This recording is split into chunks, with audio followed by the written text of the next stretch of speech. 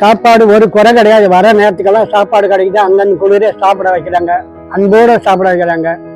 இதை நான் மனமாற ஏற்றுக்கிறேன். காலைல சாப்பாடு நல்லா இருக்கு, மதியானம் சாப்பாடு நல்லா இருக்கு. எங்களுக்கு ஒரு 200 பேருக்கு யூஸ் ஆகுது. வேலையில் நேரத்தில் நாங்கள் வந்து சாப்பிட்றோம். வேலையில் போய் சாப்பாடு ரொம்ப நல்லா இருக்குங்க. நான் ஒரு 2 மாசமா சாப்பிட்றேன். அவங்க ஒரு நாளைக்கு வந்து 200 மேலே சாப்பிட்றாங்க. ஆனால் சாப்பாடு ரொம்ப நல்லா இருக்கு. இங்கே எல்லாருக்கும் 200 பேருக்கு சாப்பாடு போடுறாங்க.